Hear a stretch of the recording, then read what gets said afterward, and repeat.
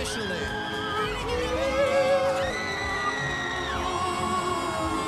24, 23, 2, 1.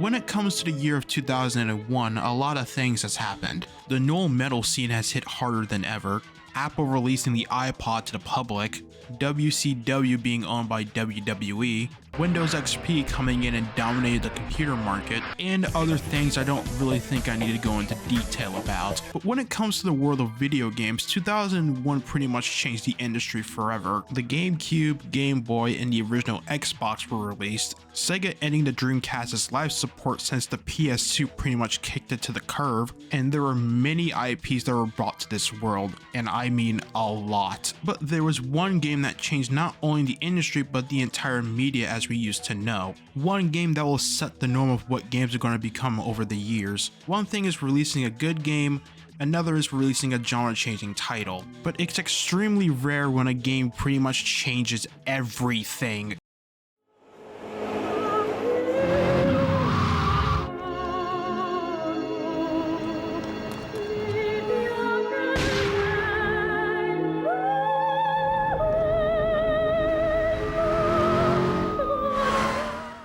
So you, maybe you're like us. Perhaps you admire everything that Rockstar has done over their 25 years of history. You may be someone who is dedicated to the Grand Theft Auto saga. You may have experienced this franchise with the likes of Vice City, San Andreas, or even the HD games, and wondered how they all started. And while the first game dates back to 1997, it is undeniable that in 2001, Rockstar released something completely different. This game is no other than Grand Theft Auto 3, and this is more than a review or a retrospective. It is a homage to a game that is outdated, has a simple protagonist, and a plain storyline, but regardless built the basis of a franchise that changed the gaming industry forever.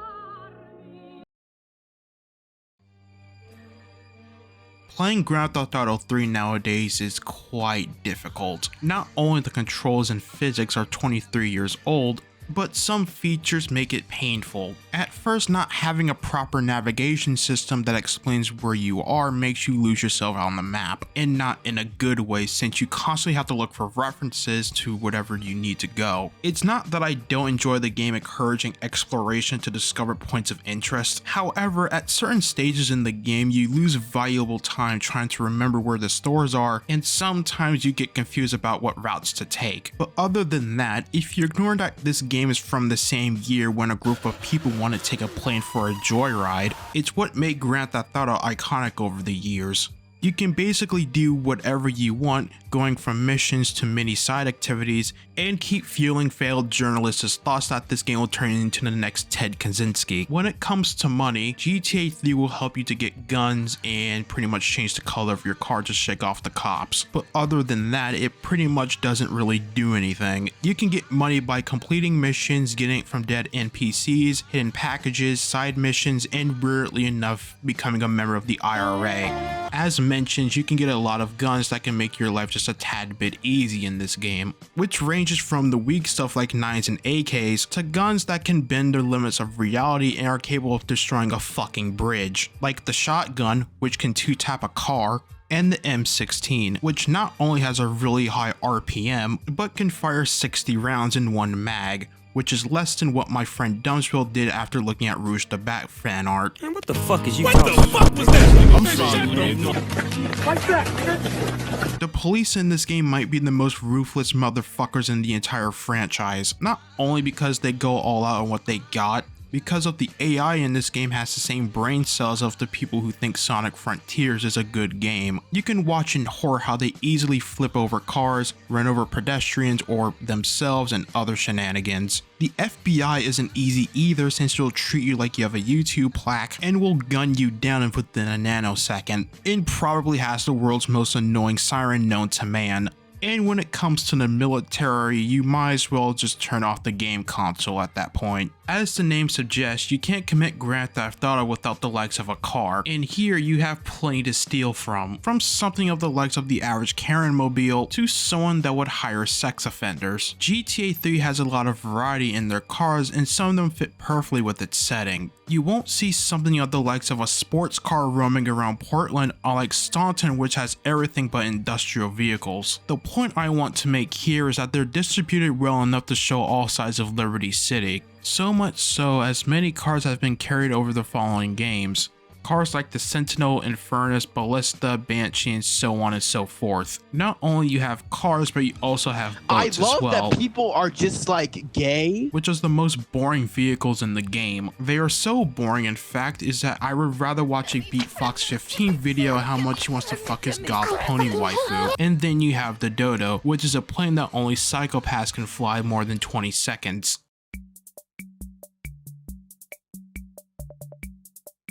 Liberty City, voted to be one of the worst places in America, is our main map. As mentioned earlier, it is a bit difficult to familiarize yourself with the map in the first game, but once you discover it, you'll get the hang of it. Despite how confusing it's marked on the HUD, the map is compressed of 3 areas. Each one of them is unlocked after you progress through the story. Here you have Portland, which is the first place that you can explore around the map. Portland is the home of the likes of the Diablos, the Leone family, and the Triads. Most of the businesses there are ran by the Leones and the Triads, and they're a constant war at each other. Later on, you move over to Staunton Island, which is the biggest city in the game and the one that is more similar to New York City. The financial district of Liberty is ran by the Yakuza, Yardies, and the Colombian cartel. The final island you explore is Shoreside Vale, which is the most confusing island to explore. It's mainly ran by the Colombian cartel and 2 local gangs, the Reds and the Nines. Grand Theft Auto 3's world building is unique. From the music, they went all out in the in-game radios, where at some of them, they got the producer of Moving Shadow Records working with them in the pirate radio of MSX FM.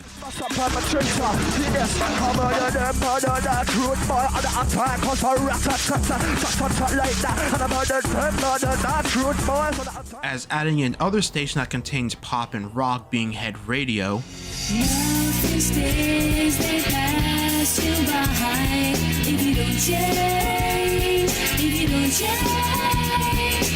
Trance and Rise FM.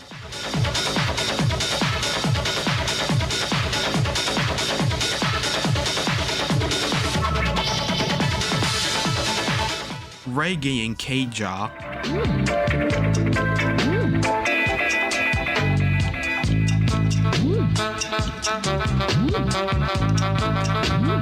Hip Hop and Game FM. We came to give love to our die-hearted real bitches that stick through their man through the bullshit with good loving and good fucking all night long. What makes a young Orchestra music in Double Clef.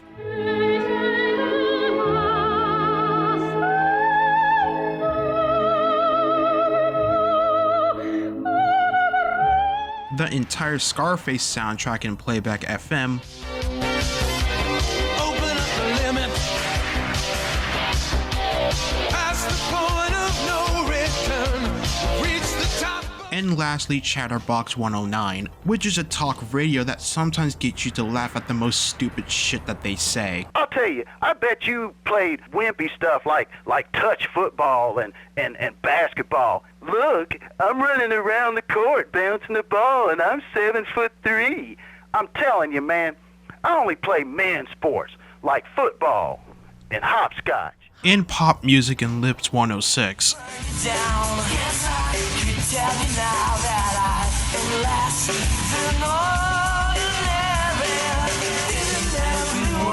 In addition, they started to introduce more and more fictional trademarks that still exist in the GTA lore to this very day. In contrast with the trademarks, the vibe of 3's Liberty City is creepy thanks to the game's art design. The dark, gritty, and foggy streets of Liberty City creates a unique look for it. No matter which island you're on, this contributes to the infamous mysteries that surround this game's lore, such as homeless people carrying around Molotovs around the tunnels of Portland, some characters' hidden hobbies, the infamous Darko who got removed from the game, and since this game came out in 2001, the numerous mysteries and conversations surrounding this.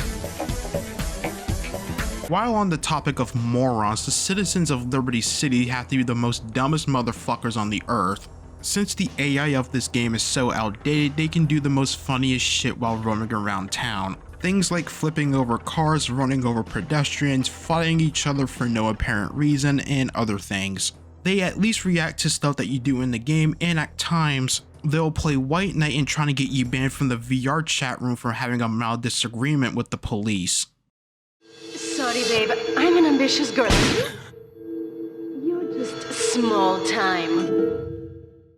GTA is the first game in the series that follows a linear story divided into missions from certain characters and cinematic cutscenes that add a plus to every character of the story. So in this world, you follow a man named Claude. You see him and his partners robbing the Bank of Liberty, but soon after you get betrayed by your girlfriend Catalina, who shoots you in the chest, leaving you nearly dead and arrested by the cops. After the Colombian cartel hijacks the transport, you and a man named 8-Ball takes advantage of the situation and escape.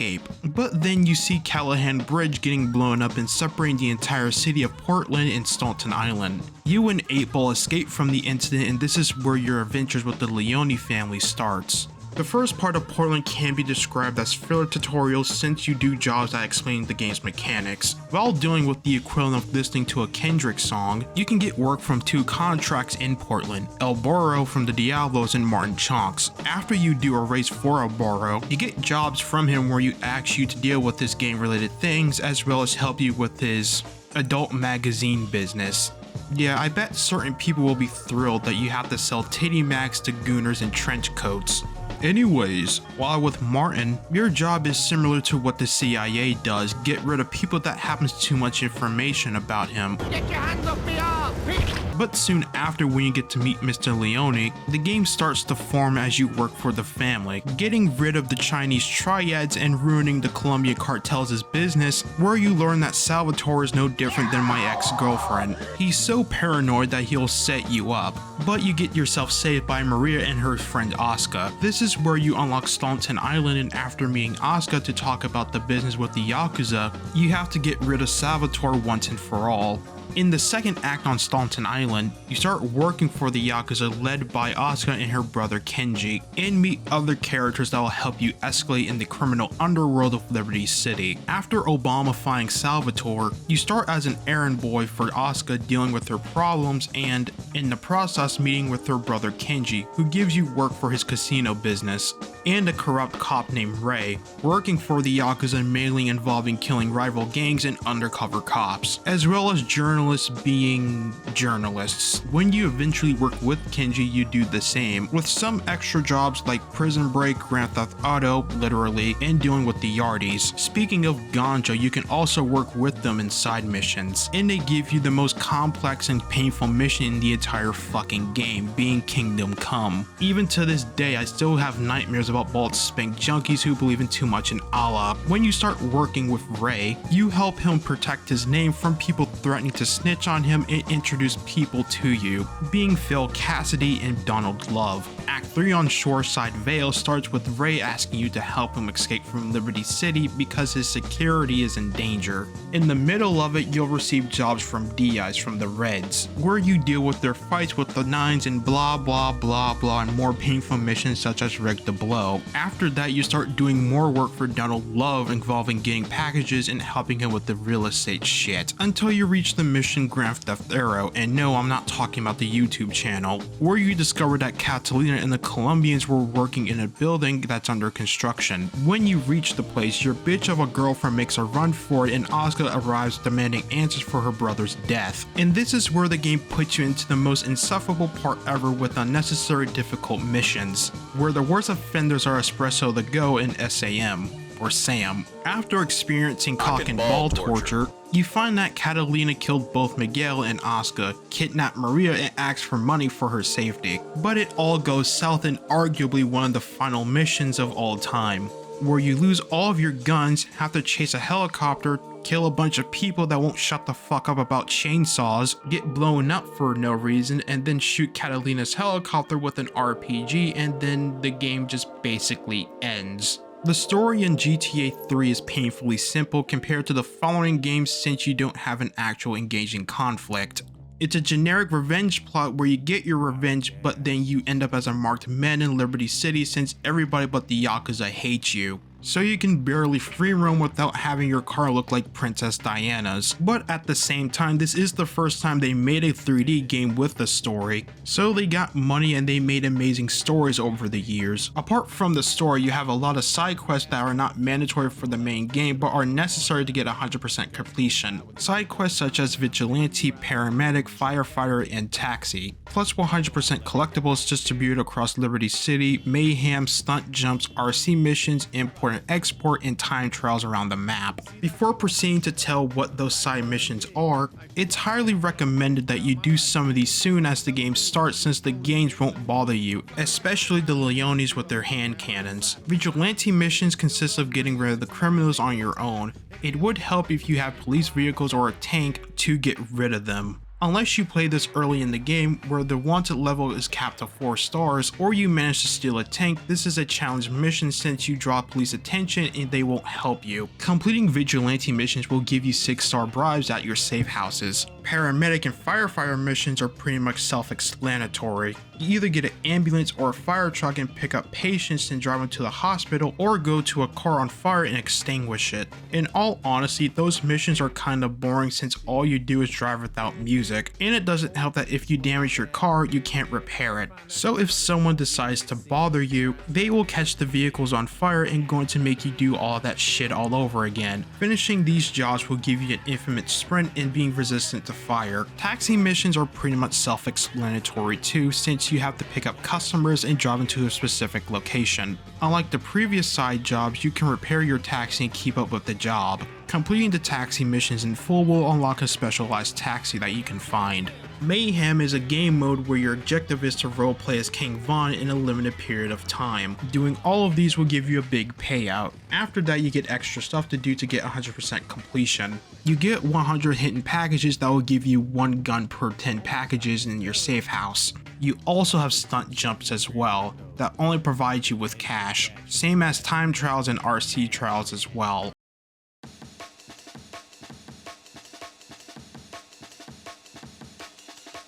Despite most criticizing GTA 3 and considered to be the worst in the 3D era, this game still has a massive cult following, as shown by community mods. From mods that'll make your experience easier to play this game to mods that'll make it an absolute nightmare to play this game, like Titan Thrice. This mod adds a twist to all the missions of the game, making the ones that seemed easy to more difficult to the difficult ones being an absolute nightmare. But despite that, they also add in cool stuff into the game like accessible new interiors that you can explore. And by the same creators, they give you Liberty City 2001. A mod that is in active development and adds in tons of quality of life features as well as content and style of GTA Liberty City stories. I'll leave the link in the description to the project so you can check it out yourself.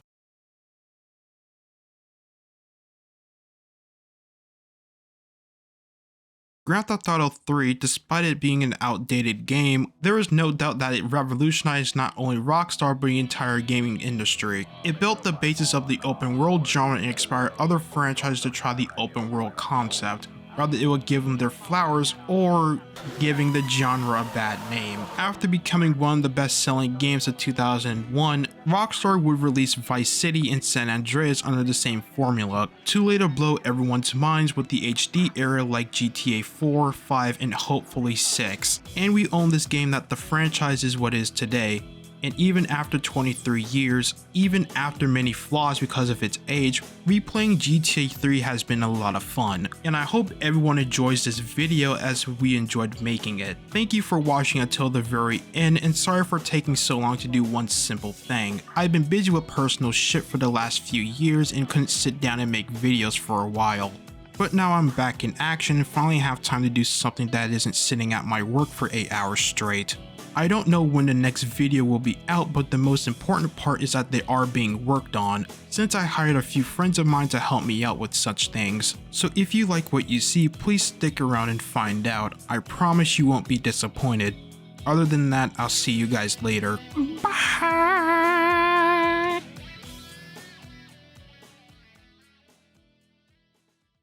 Hey, watch that stage. You Get off of me. You want me to bring some water down for you again? What's your deal? It's so That's right. We love each other. no doubt. A lot. You just poked my toe. I did.